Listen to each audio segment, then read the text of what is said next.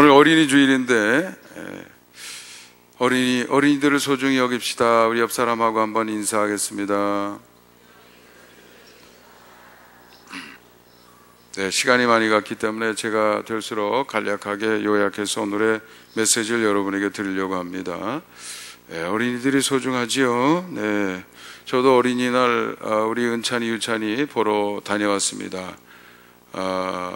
애들을 좀 봐달라고 그래서, 또 그렇지 않아도 보고 싶었지만, 그래서 은찬이 유찬이하고 우리 집사람하고 저하고 몇 시간 놀이터도 갔다가 또 가게도 갔다가 뭐 어디 또 좀 떨어진 가게를 간다고 그래서 또 큰 길 건너가지고 한참 갔는데 못 찾았어요. 그래서 그렇게 또 하다가 놀이터에 와서 나 잡아봐라를 또 해야 된다고 그래가지고, 네, 나 잡아봐라 하다가 또 허리채가 삘 뻔했습니다. 옛날 같지 않더라고요.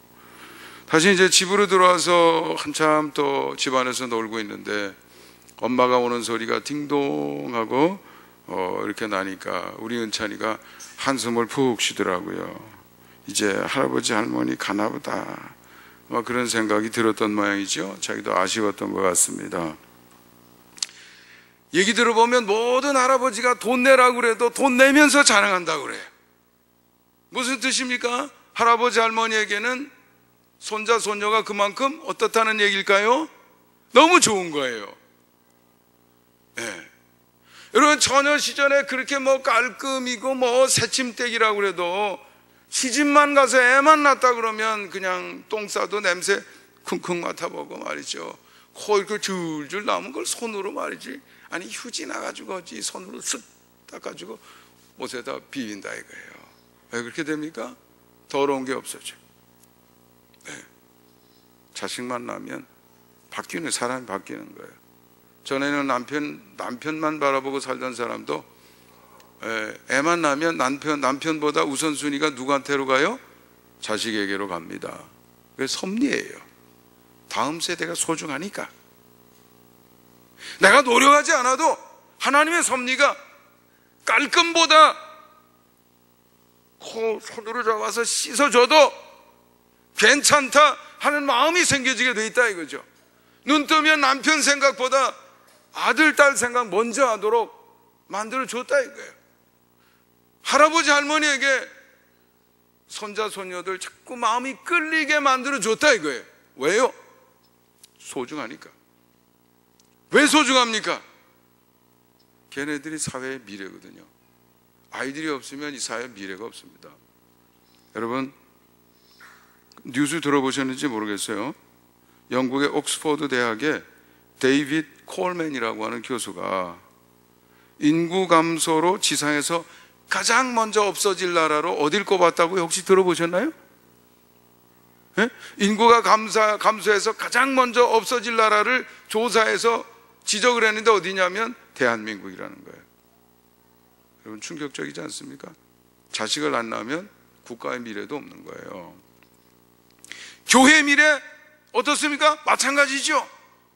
교회 미래가 있으려고 그러면 다음 세대가 있어야 돼요. 그래서 예수님께서는 어린아이들이 소중하다고 하는 것을 누누이 말씀하셨는데, 누가복음 18장 16절 17절에도 예수께서 그 어린아이들을 불러 가까이 하시고 이르시되, 예수님 부르신 거예요. 제자들은 오지 말라고 그러는데 예수님은 부르셨어요. 그리고는 말씀하시기를 어린아이들이 내게 오는 것을 용납하지 말고 금하지 말라. 어린아이들이 교회에 오는 것을 용납해야 돼요. 그리고 소중히 여겨야 된다, 그죠? 하나님 나라가 이런 자의 것이니라. 여러분, 하나님 나라의 주인공이 누군지 아세요? 우리는 어른이라고 생각하고 싶은데 예수님은 아니다, 어린아이다. 어린아이. 하나님은 아버지시기 때문에 여러분이 하나님 나라에 들어가기 위해서는 여러분 스스로 어린아이가 돼야 되는 거예요. 여러분이 어른으로는 못 가요. 거기 가서 하나님 형님 이거 안 돼요. 에? 하나님 오빠 안 돼요. 안 돼. 거기 가서는 하나님 아버지. 그러니까 우리는 어디 자리에 서야 돼요? 어린아이 자리에 서야 되는 거예요. 어린아이로만 들어갈 수 있는 데가 하나님 나라다 그 말이에요. 내가 진실로 너에게 이르노니 누구든지 하나님 나라를 어린아이와 같이 받들지 않는 자는 결단코 거기 들어가지 못하리라. 어린아이와 같이 받들어야 된다 이거예요. 예, 어린아이가 그래서 중요한 거예요. 나라의 미래, 교회 미래. 어린아이가 있어야 천국에도 내 미래가 있는 것이다 이거죠. 그러면 우리 어린아이들 잘 키우고 있습니까? 아까도 충격적인 소식 여러분에게 전했잖아요. 예. 어린아이 낳아서 키우려고 그러면 제 때만 해도 저도 6형제거든요. 우리 집엔 여자가 부족해요. 하나님이 축복해 주셔서 저는 딸 하나, 아들 하나 이렇게 됐는데, 우리 형제 중에도 딸이, 6형제 중에서도 딸이 딱 하나예요. 귀해요. 정말 잘 키우고 있냐 말이죠. 그게 문제죠. 오바마 대통령이 교육의 문제가, 교육에 관한 얘기를 할 때 미국 대통령인데 한국을 언급했다는 게 뉴스에 회자된 일이 있습니다.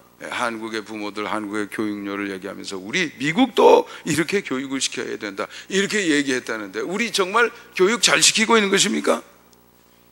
어떻게 보면 그렇다고 말할 수도 있을 것 같은데, 어떻게 보면 그렇지 않다고 얘기해야 될 것도 같아요. 왜냐하면 OECD에서, 그 OECD 국가는 물론이고 거기에 플러스 알파에서 한 몇십 개 국가를 늘 교육 그 성취도를 조사를 한다고 그래요. 그것을 가리켜서 PISA라고 이야기하는데, 2015년에 케이스에 보면 과학 성적은 우리나라는 탑5 안에 들어갔다고 그래요. 성적이. 그런데 학생들의 관심도는 바닥이었다는 거죠. 성적은 잘 나왔어요. 근데 아이들 관심은 없어요. 잘하고 있는 거예요?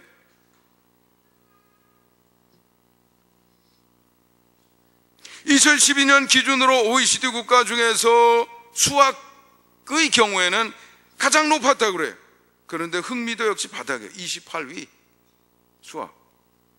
성적은 냈어요. 관심은 없어요. 성적 왜 낼까요? 학교는 들어가야 되니까. 학교 들어간다면 필요성이 없어지면 관심을 계속 기울일까요? 안 기울일까요? 안 기울이는 거죠. 어떻게 보면 교육 잘하고 있는 것 같은데 알고 보면 심각한 문제다, 그런 말이죠. 더 심각한 것은 한국의 교회 학교다. 한국의 교회 학교, 교회 중에 거의 절반이 교회 학교 자체가 없대요. 하기야 어린아이가 자꾸 주니까. 요즘 시골에 내려가면 학교 건물만 있고 학생 없는 그런 학교들이 많죠? 폐교하는 학교들, 건물 팔리는 학교들. 왜? 아이들이 없으니까요. 그러니까 그런 교회들 주변에는 역시 자녀들 교회 학교가 있을 수가 없겠죠. 근데 문제는 아까 우리 부모님들이 아이들 교육시키는 거와 비슷하게 교회 생활도 훈련을 시킨단 말이에요. 너 공부해, 학원 가고, 성적표 이게 뭐야? 이러면서 자꾸 들들 볶아서 성적표 숫자는 올라가게 만드는데, 관심은 억지로 하는 거니까 관심은 바닥으로 내려가는 거나 마찬가지죠. 교회? 오늘 교회 가야지. 끌고는 오지만 집에서 왜 믿어야 되는지, 하나님 정말 계시는 건지, 하나님 말씀 뭔지, 크리스찬을 어떻게 살아야 되는지 설명하고 가르치는 일이 거의 없으니까. 그러니까 부모의 압력에 의해서 교회 학교 나오다가도 이제 혼자 살아갈 나이가 되면 교회를 떠나는 경우가, 또는 신앙을 형식적으로 유지하는 경우가 적지 않다 이거죠. 문제다 이거예요. 어떻게 해야 되겠습니까? 저는 오늘 본문에서 같이 답을 찾아보면 좋겠다 생각했습니다. 오늘 본문 말씀은 제가 표준 선구집에서 늘 정합니다마는 사도행전 2장 43절에서 또 47절 한번 읽어보도록 하겠습니다. 43절 한번 읽어보겠습니다. 43절 한번 읽어봅니다. 시작. 사람마다 두려워하는데 사도들로 말미암아 기사와 표적이 많이 나타나니, 그랬습니다. 자, 오늘 본문의 경우가 왜 우리에게 이 문제에 있어서 모델이 될 수 있느냐를 먼저 제가 지적하겠습니다. 오늘 사도행전 2장에 보면 그날에 하나님의 백성이 몇 명 만들어졌다고요? 물론 앞부분에 있어서 안 나오나요? 41절에 나오나요? 41절에 몇 명이라고 그랬어요? 3,000명. 그날의 신도의 수가 3,000명이 늘었대요. 하나님의 백성이 숫자가 막 팍팍 느는 거예요. 근데 그냥 늘어난 사람들이 아니고 오늘 읽은 말씀에 보면 그 사람들이 확 바뀐 거예요. 아주 그냥 뒤집어졌어요. 그러니까 사는 게 완전히 달라졌어요. 어떻게 사느냐? 오늘 성경에 보면 재산이나 재물을 다 팔아서 갖다 내놓고, 나 돈 많은데 나 사실 혼자 살아, 필요한 게 별로 그렇게 많지 않아, 자네 보니까 토지도 하나 없구만, 재산도 없는 것 같은데 왜 애들 이렇게 많이 낳았어, 10식구구만, 얼마나 쓸모가 많겠어, 필요에 따라 가져가. 그 당시에 생활했다는 거예요. 내 거 가리지 않고 내놓고 필요에 따라 나누어 쓰는 삶을 살았다는 거예요. 오늘 우리 시대도 도전하기가 어려워요. 진짜 어렵습니다. 지난주 그래도 여러분 제가 우리 어느 목사님 어려운 케이스 말씀드리니까 그래도 이렇게 손 내미시는 분들이 참 많았어요. 저는 100만 원만 도와주면 좋겠다고 생각했는데 124만 원 모아져 가지고 전부 다 전달을 했습니다. 여러분에게 인사 전해달라고 그랬어요. 너무너무 감사하고 받은 사랑이 너무 크다고 이야기를 했습니다. 제가 여러분에게 인사를 전해드립니다만은, 네, 그것도 그런 정도, 우리가 꿈꿀 수 있는 게 그런 정도예요, 사실. 그런데 오늘 성경은 참 기가 막힌 실천을 했어요. 어떻게 사람을 그렇게 바꿀 수 있냐 이거죠. 어떻게 그런 사람을 만들어냈냐 말이죠. 어떻게 그런 사람이 만들어졌느냐 말이죠. 그 비밀이 뭐냐, 어디에서 그 변화의 에너지가 나왔느냐 말이죠. 어떻게 사람들을 이렇게 바꿨을까, 그 노하우를 우리가 얻는다고 하면 오늘 우리 시대에서도 우리가 도전해 볼 수 있지 않겠냐. 그 비밀이 뭐냐는 거죠. 오늘 본문에서 한번 찾아봐야 되는데 43절이 대단히 중요한 힌트를 우리에게 주는 것 같습니다. 사람마다 두려워하는데 뭐 한다고요? 사람마다 뭐 한다고요? 여러분요, 우리가 제대로 된 신앙을 가지고 있으면 두려움이 있어야 돼요. 제가 신학교 때 배운 신앙의 기본적인 감정이 두렵고 떨리는 감정이라고 그랬어요. 하나님 앞에서 두렵고 떨리는 마음이 있어야 내가 신앙이 있는 겁니다. 신앙은 감정이에요. 물론 신앙에 다양한 요소가 들어있는데 그 중에 한 부분이 두렵고 떨리는 감정이에요. 하나님 앞에 있다고 하는 그런 감정이에요. 내가 눈 떠서 자리에서 일어나 눈 뜨면 그 감정이 돌아와야 되고, 하루 종일 그 감정 때문에 주님을 내 삶에서 밀어낼 수가 없고, 무슨 일을 하든지 두렵고 떨리는 마음으로 하나님을 먼저 의식하고 그분의 뜻은 뭘까, 이미 명백하게 주신 명령은 없는 것일까, 나는 무엇을 고려해야 될 것인가, 하나님의 백성으로 산다고 하면 내 이 두렵고 떨리는 마음으로 하나님 앞에서 내가 어떤 결정을 내려야 될까, 이런 생각들이 우리 마음속에 많이 왔다 갔다 해야 된다 이거죠. 그런데 초대교회는 그랬다는 거예요. 두려워돼, 하나님 앞에서. 왜 두려웠느냐면 오늘 본문에 보면 뭐가 많이 나타나서요? 기사와 표적. 기사와 표적이 뭐예요? 여러 가지 신기한 현상인데 그냥 신기하다 그거 아니에요. 깜짝 놀랐다 이게 아니고, 여기에서 나타난 신기한 현상은 그 속에 하나님이 움직이고 일하시고 계시다고 하는 것이 명백하게 드러나는 그런 현상을 얘기하는 거예요. 두려움이 엄습한 하나님이 임재해 계시네, 하나님이 역사하시네, 하나님이 능력을 발휘하시네, 하나님이 기적을 일으키고 계시네. 표적이에요, 기사예요. 사도행전 2장에서도 그것을 사람들이 그것을 봤어요. 하나님을 외면할 수가 없어요. 하나님이 움직이고 계시다고 하는 것을 아니라고 부인할 수가 없어요. 그냥 돌아서서 걸어갈 길이 없어요. 그것을 일단 목격한 다음에는 내 인생에서 밀어낼 길이 없는 거예요. 하나님이 오늘 역사하시다고 하는 이 사실을 반영한 삶에 내가 나서지 않을 수가 없었다는 거예요. 그래서 생겨진 게 오늘 본문의 현상이라는 거죠. 내게 이 마음이 있냐 이거죠. 우리 다음 세대에게 이 마음을 만들어줄 수 있느냐 이거죠. 이게 열쇠라고 생각합니다. 44절 45절 한번 읽어봅니다. 시작. 믿는 사람이 다 함께 있어 모든 물건을 서로 통용하고 또 재산과 소유를 팔아 각 사람의 필요를 따라 나눠주며, 네, 요거는 행동이죠. 삶에 아주 완전히 바뀌었어요. 완전히 바뀐 행동이 나타났습니다. 행동이 있어야 돼. 행동이 바뀌어야 돼. 사는 모습이 바뀌어야 돼. 뭐 세상 사람이나 크리스찬이나 도끼인 객낀이네 50보 100보네 이러면 안 된다 이거죠. 다른 사람이 볼 때 뭔가 분위기가 달라요. 혹시 교회 다니세요? 물어볼 수 있어야 돼. 그뿐만 아니라 한 달과 한 달 전 아니면 작년과 금년 달라지는 게 있어야 돼요. 뭐 금년에 더 도전하고 더 순종해 보려고 노력하고 수련하고 애쓰는 게 있어야 된다 이거죠. 한 걸음 더 나간 게 있어야 돼요. 하나님 때문에, 하나님의 말씀 때문에, 그분 말씀대로 살아가고자 하는 열망 때문에 나 금년에는 이거 내가 지금 해보려고 내가 노력하고 있습니다. 이런 게 뭐 있어야 된다 이거죠. 그렇지 않으면 내가 지금 겉돌고 있다 이렇게 판단하면 거의 맞을 겁니다. 근데 왜 삶에 이런 현상이 생겨지느냐? 그게 문제죠. 그거는 사실 어떤 의미에서는 결과와 같은 것이기 때문에 결과를 만들어내는 원인이 있어야 되겠죠. 그 원인을 만들어내야 되는데 그 부분을 한번 읽어보겠습니다. 46절 한번 읽어보겠습니다. 시작.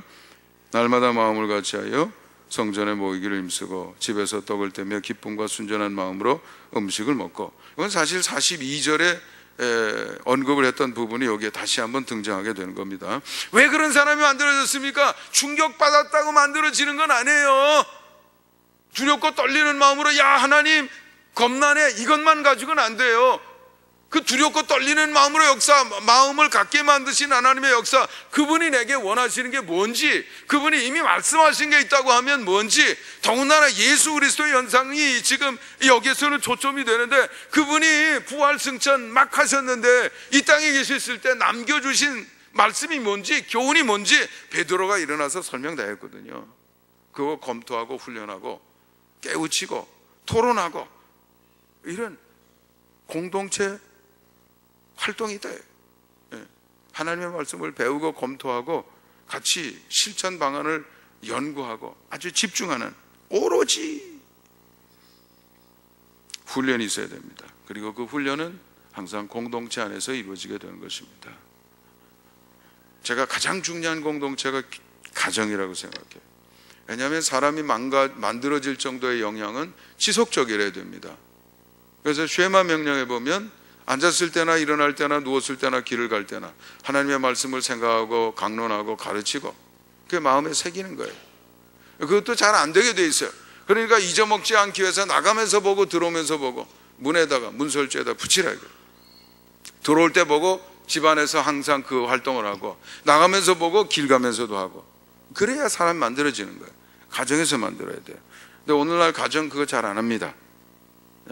아침에 일어나면 밥 먹어서 학교 보내기 바쁘죠. 학교 갔다가 돌아오면 곧바로 어딜 가야 돼요? 학원 가야지. 돌아오면 벌써 잠잘 시간이니까 배고프냐? 뭐 좀 야참 좀 줄까? 먹고 자야 되잖아요. 부모가 손 뗐어요. 뭐가 만듭니까? 이 사회 흐름이 만들고 있어요. 경쟁 사회 속에서 살아남는 법, 그거죠. 그러니 뭐 신앙교육은 어떻겠습니까? 사람이 하늘에서 떨어지는 게 아니고 만들어지는 겁니다. 만들어져야 돼요. 만들어질 때 만들어져야 돼요. 늑대 인간 얘기 들어보셨죠? 늑대 속에 있으면 늑대처럼 돼요. 나중에 찾아서 데리고 왔지만 사회에 복귀시키는데 실패했어요. 안 돼요. 어려서 시력이 눈이 망가져가지고 나중에 망막 수술해서 다시 보게 된 사람이 있어요. 빛은 똑같이 들어와요. 여러분 보는 거 다 봐요. 그런데 아들이 첫째인지 둘째인지 구분을 못해요. 왜냐하면 눈만 가지고 보는 게 아닙니다. 눈에서 들어온 정보는 소스지 그걸 해석하는 뇌회로가 있어야 되는데 그 부분이 오랫동안 안 썼으니까 그걸 놀고 먹일 수는 없잖아요. 자원을. 그러니까 뇌의 시력을 처리해야 될 그 부분이 다른 쪽으로 용도가 변경이 됐어요. 정보를 해석해 주는 부분이 안 만들어졌어요. 그러니 망막 수술을 해도 분별이 잘 안 되는 거예요. 그래서 안 되는 거예요. 그러니까 만들어야 되는 거예요. 사람을 만들어야죠. 공동체에서 만들어야 돼요. 집안에서 만들어야 됩니다. 부지런히 설명하고 가르치고 얘기하시고 대화를 많이 하세요. 대화를 많이 하시기 바랍니다. 어른 말할 때 가만히 앉아 들어 이렇게 하지 마시고요. 될수록 자꾸 아이들이 따지게 만드세요. 질문하게 만드세요. 여러분 가슴에 맺힌 게 있고 답답할 때 얘기하세요. 어린아이들도 가정의 한 멤버로 취급하세요. 나 속상한 것이 있으니 들어봐라. 어려울 때 어려운 것을 논하세요. 즐거운 게 있을 때 같이 얘기하세요. 그렇게 커야 건강하게 크는 겁니다. 소통하는 습관을 가져야 커서도 소통이 되는 거예요. 공동체가 사람을 만든다 이거죠. 47절 한번 읽어보겠습니다. 시작. 하나님을 찬미하며 또 온 백성에게 칭송을 받으니 주께서 구원받는 사람을 날마다 더하게 하시느니라. 결과죠, 현상. 그래서 초대교회 공동체는 인정받는 공동체였습니다. 사회가 인정했어요. 존경했어요. 그게 영향력이 되는 겁니다. 자, 여러분 가정을 어떻게 다음 세대를 훌륭하게 키워내는 가정으로 만들 수 있겠습니까? 시간이 많이 가서 제가 얘기를 못 하겠네요. 제목만 말씀드립니다. 다음 세대 자녀에게 하나님에 대한 두렵고 떨리는 마음을 만들어줘야 됩니다. 일반적으로는 신비주의적인 하나님을 체험해야 된다니까 자꾸 그쪽으로 갑니다. 은사라든지 무슨 신기한 걸 무슨 기적을 체험한다든지. 그거 그런 방법 없나요? 있어요. 좋지요, 그렇게 되면. 근데 문제점이 있어요. 그건 내가 주도할 수 있는 게 아니에요. 모세가 떨기나무가 막 불로 타는 것 같은 것을 보면서 인생이 바뀌었어요. 그 안에서 하나님을 만났거든요. 우리도 그러면 그런 방법으로 하나님을 체험하기로 결정합시다. 만장일치로 결정하고 시내산 떨기나무에 찾아가면 불꽃이 탈 것 같아요, 안 탈 것 같아요? 여러분 어떻게 대답하겠어요? 탈 것 같아요, 안 탈 것 같아요? 정확하게 말하면 잘 몰라요. 혹시 또 모르지. 여러분이 가셨을 때는 하나님이 불꽃 타게 하실 수도 있겠으니까. 그러나 일반적으로 대답해 보면 아닐 가능성이 많습니다. 내가 결정할 수 있는 게 아니에요. 그 방법으로 체험할 수 없습니까? 있어요. 조건이 있습니다. 어떻게 하면? 하나님이 그렇게 해주시면 체험이 되겠죠. 다시 말해서 그 주도권이 우리에게 없다 이거예요. 그러면 우리가 주도적으로 하나님을 체험할 수 있는 방법은 뭡니까? 우리가 결정하면 반드시 체험되는 방법 뭐냐 이거죠. 하나님이 주도하시는 건 내가 어쩔 수 없으니까 그 방법은 못 써요. 그렇지만 하나님이 내 명령에 순종하면 내가 내 인생 책임져 주겠다. 이게 하나님의 말씀이에요. 그거는 내가 순종하면 하나님이 약속하신 거니까 반드시 해줄까요, 안 해줄까요? 네? 해주신다고 나는 그렇게 믿습니다.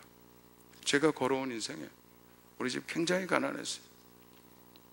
우리 집에서 학비 거의 못 해줬어요. 옛날에는 중학교도 학비 냈습니다. 제가 초등학교 때 내 인생 하나님께 드립니다 그랬더니 중학교 가니까 장학금 주는 사람 생기더라고요. 고등학교 가니까 장학금 주는 사람 생기더라고요. 신학교 가니까 4년 대주는 사람 생기더라고요. 제가 유학 간다 그러니까 담임 목사님 불러가지고 내가 2천만 원씩 생활비 대줄게 그러더라고요. 조금 있더니 비행기표도 사줄게 그러시더라고요. 미국에 가니까 학비 내지 말라 그러더라고요. 우리 아이들 학비는 제가 한 번 못 대줬어요. 그거 다 됐어요.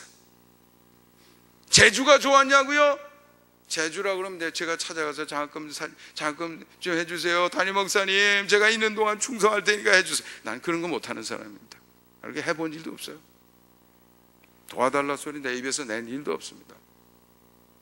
스스로 알아서 해주셨어요. 저는 요령이 없는 사람이에요. 그래서 저는 지금 제 인생을 다시 산다고 하더라도 전 똑같이 살 거예요. 제 재주로 그 이상 할 방법이 없어요. 저는 워낙 무능력한 사람이라서 이게 제가 하나님의 은혜로 이 정도 제가 사는 것이죠.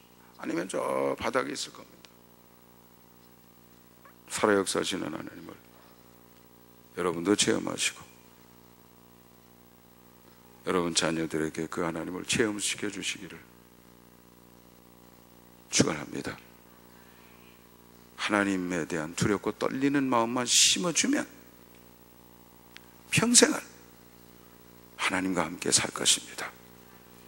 하나님과 함께 산다고 하면 두려움이 없는 삶이 될 겁니다. 염려가 없는 삶이 될 겁니다. 어떤 인생의 목표라도 도전하고 이루어낼 수 있는 능력의 삶을 살 수 있게 될 것입니다. 사람들은 불가능하다고 꿈꾸고 막연히 생각하는 그 정상에서는 여러분 다음 세대가 될 줄 믿습니다. 잠시 눈을 감고 오늘의 말씀이 주는 도전을 받아보겠습니다.